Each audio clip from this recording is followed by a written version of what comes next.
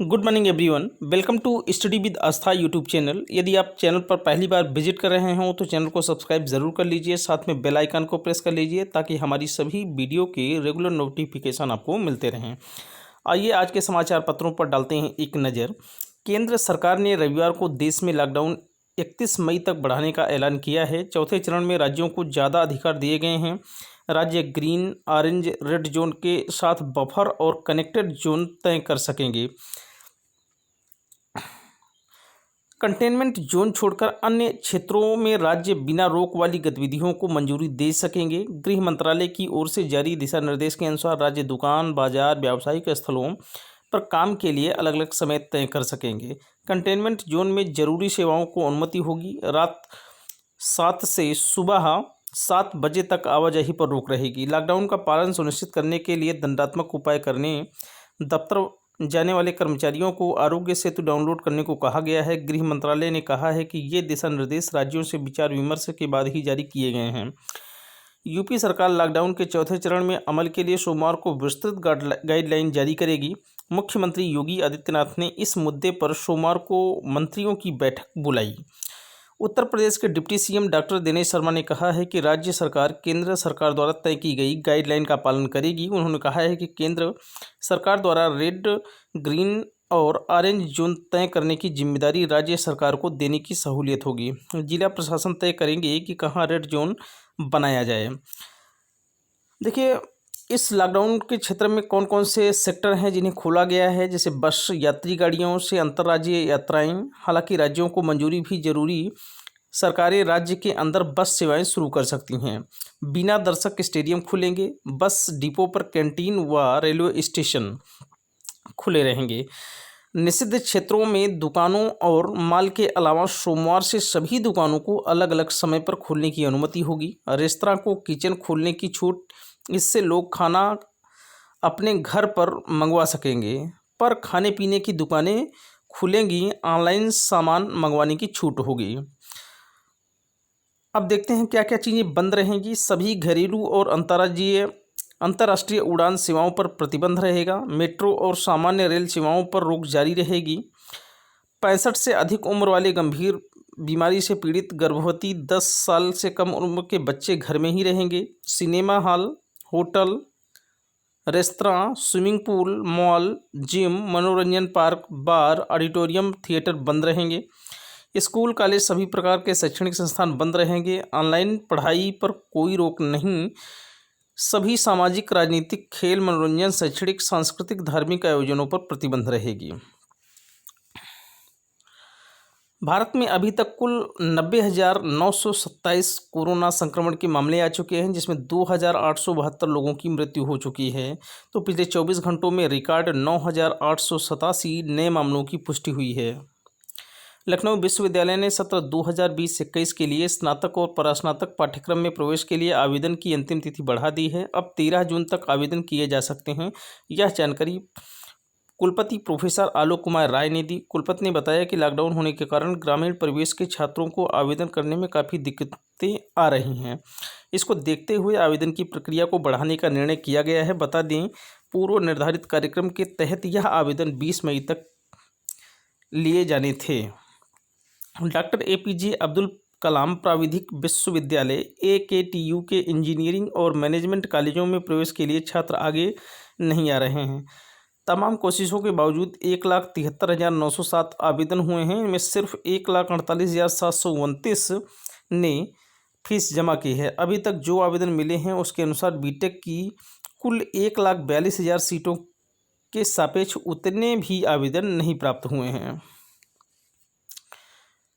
परिषदीय प्राथमिक स्कूलों में 69,000 सहायक अध्यापक भर्ती में आवेदन करने वाले BTC 2015 बैक पेपर के अभ्यर्थी बाहर होंगे। 69,000 शिक्षक भर्ती का शासनादेश 5 दिसंबर 2018 को जारी हुआ और 6 जनवरी 2019 को लिखित परीक्षा के लिए आवेदन की अंतिम तिथि 22 दिसंबर 2019 थी। परीक्षा नियामक प्राधिकारी कार्यालय ने BTC 2015 चतुर्थ सेमेस्टर का परिणाम 11 दिसंबर और तृतीय सेमेस्टर बैक पेपर का परिणाम 17 दिसंबर 2018 को घोषित किया गया था।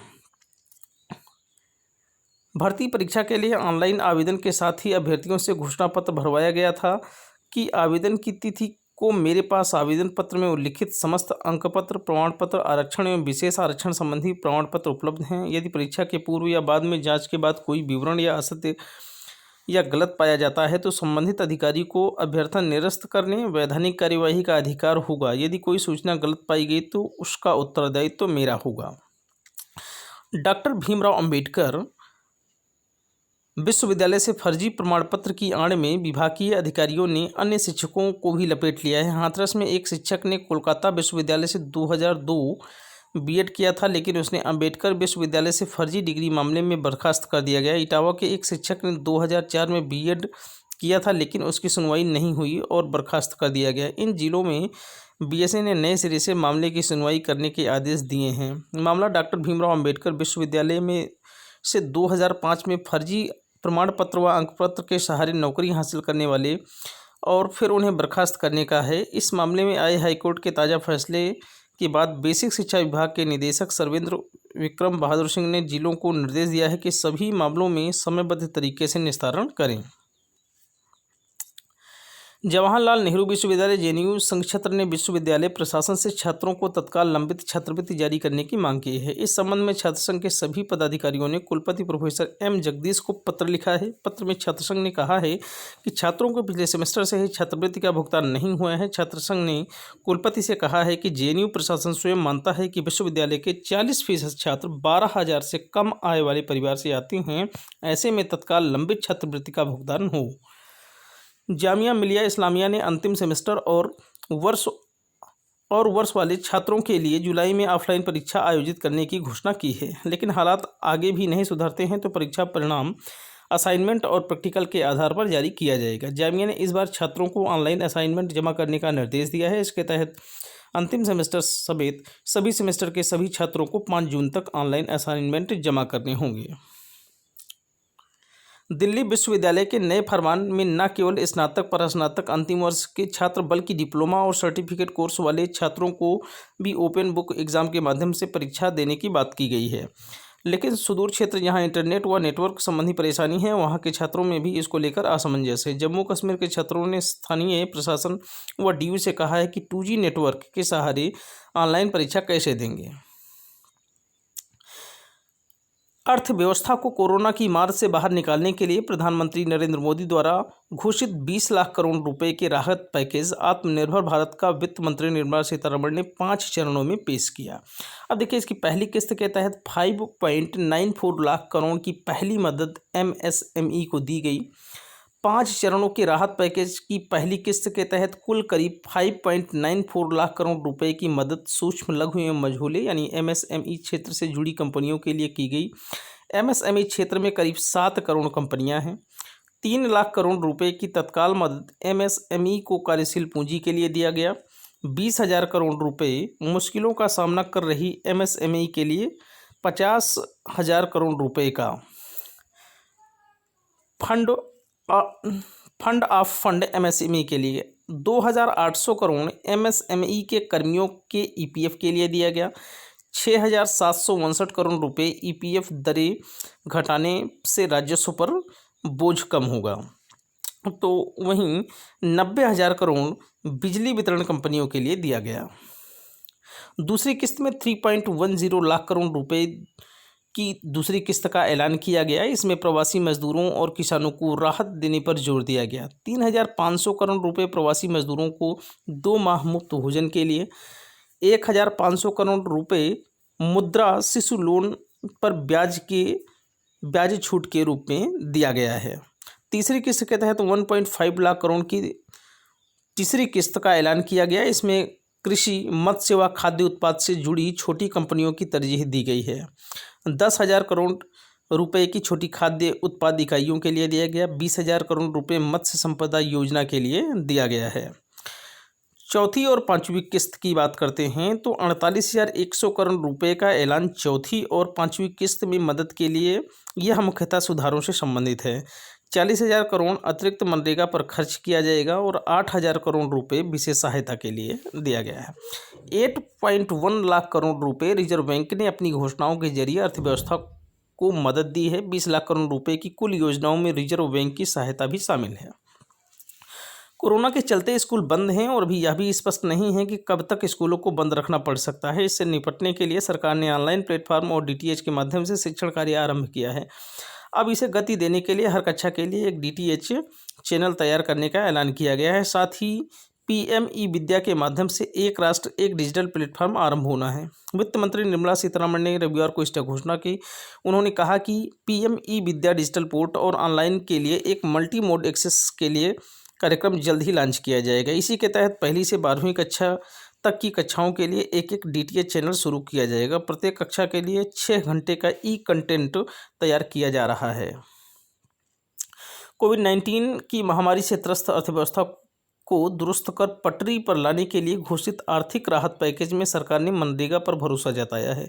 लॉकडाउन से परेशान प्रवासी मजदूरों के पलायन से उत्पन्न स्थितियों को सरकार ने समय से भांप लिया, जिसके तहत ग्रामीण बेरोजगारों की अति महत्वाकांक्षी इस योजना को बूस्टर डोज देने का ऐलान किया है। आर्थिक राहत पैकेज की अंतिम किस्त की रविवार को घोषणा करते हुए वित्त मंत्री निर्मला सीतारमण ने मनरेगा के लिए 61,000 करोड़ रुपए के बजटीय प्रावधानों के अलावा 40,000 करोड़ रुपए की अतिरिक्त धनराशि की घोषणा की है। लॉकडाउन की बंदिशों से उत्तर प्रदेश लोक सेवा आयोग की व्यवस्था पटरी से उतरती जा रही है। आयोग अभी तक बीईओ 2019, पीसीएस मेंस 2019, कंप्यूटर सहायक एपीओ 2018 मेंस जैसी महत्वपूर्ण परीक्षाओं को टाल चुका है। वहीं काम की रफ्तार सुस्त होने पर कई रिजल्ट लंबित हैं। अब लॉकडाउन के कारण पीसीएस 2020 की परीक्षा पर संकट मंडरा रहा है। बीते दिनों आयोग ने उक्त परीक्षा में आवेदन की तारीख बढ़ा दिया। इससे मौजूदा स्थिति को देखते हुए वह परीक्षा तय समय पर नहीं होती नजर आ रही है। लोक सेवा आयोग की ओर से सम्मिलित राज्य प्रवर अधीनस्थ सेवा पीसीएस व सहायक वन संरक्षक एसीएफ आरएफओ 2020 के लिए आवेदन 21 अप्रैल से ऑनलाइन आवेदन लिया जा रहा है। अभी तक परीक्षा शुल्क जमा करने की अंतिम तारीख 18 मई व आवेदन सबमिट करने की तारीख 31 मई थी। इसे बढ़ाकर आयोग ने 2 जून तक ऑनलाइन परीक्षा शुल्क जमा करने का निर्णय लिया है। बेसिक शिक्षा परिषद में 69,000 सहायक अध्यापक भर्ती के लिए सोमवार से ऑनलाइन आवेदन दाखिल किए जाएंगे। इस संबंध में रविवार को जिलावार रिक्त पदों के लिए विज्ञापन जारी कर दिए गए हैं। भर्ती में उत्तीर्ण 1,46,60,000 अभ्यर्थी 26 मई की रात 12 बजे तक अपने आवेदन कर सकेंगे। भर्ती परीक्षा में 65%, 150 में से 97 अंक कट ऑफ के आधार पर सामान्य वर्ग के 36,614 अभ्यर्थी उत्तीर्ण हुए हैं। 60%, 150 में से 90 अंक के आधार पर अनुसूचित जाति के 24,308, अनुसूचित जनजाति के 270 और अन्य पिछड़ा वर्ग के 84,868 अभ्यर्थी पास हुए हैं। बंगाल की खाड़ी में उठे चक्रवाती तूफान अम्फान ने रविवार को खतरनाक रूप ले लिया। इसके पश्चिम बंगाल और ओडिशा के तट से टकराने की आशंका है। इसके चलते इन दोनों राज्यों में कई हिस्सों में तेज हवा के साथ भारी बारिश हो सकती है। इसे देखते हुए मौसम विभाग ने दोनों राज्यों को अलर्ट किया है और मछुआरों को सोमवार से समुद्र में नहीं जाने को कहा है।